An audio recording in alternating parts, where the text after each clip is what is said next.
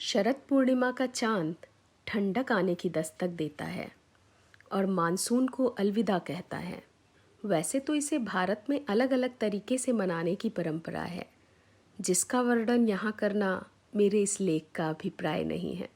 शरद पूर्णिमा के बारे में सोचकर मुझे अपना बचपन याद आया और मैं लिखने बैठ गई। आज की रात होती थी सुई में धागा पिरोने की रात। चांद निकलते ही मैं और भैया मम्मी डैडी के साथ छत पर पहुंच जाते थे और चांद की रोशनी में सुई में धागा डालने की जद्दोजहद शुरू होती थी। ऐसा मानना था कि जिसने चांद की रोशनी में सुई के बारीक छेद में धागा पिरो दिया, मतलब उसकी आंखें एकदम सही हैं और उसे चश्मा नहीं लगाना पड़ेगा। मैं तो इसी डर में धागा पिरोती थी कि अगर मैं ऐसा ना कर पाई तो कहीं चश्मा ना लग जाए। मुझे याद है कि मम्मी बड़े छेद वाली बड़ी सुई भी अपने साथ रखती थी कि कहीं ऐसा ना हो कि मैं छोटी हूँ और छोटे छेद वाली सुई में धागा नहीं डाल पाई तो मुझे वो समझा सकें और मैं रोऊं ना।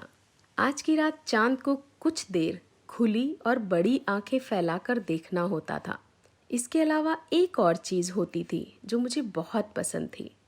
मम्मी देसी घी में चीनी और काली मिर्च मिलाकर छत पर चांद के नीचे पूरी रात रख देती थी और ऊपर से एक मलमल का कपड़ा ढक दिया करती थी, जिससे उसमें कीड़े मकोड़े ना पड़े और दूसरे दिन सुबह उठकर बासी मुंह उसे खाना होता था। ऐसा मानना था कि आज की रात चांद से अमृत झरता है।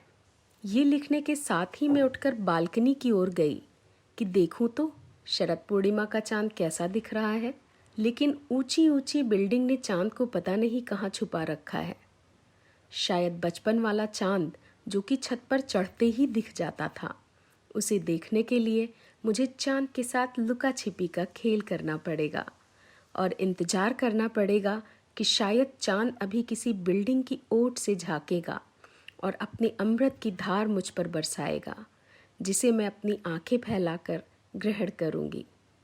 सुई और धागा लिए मैं यहीं खड़ी हूँ।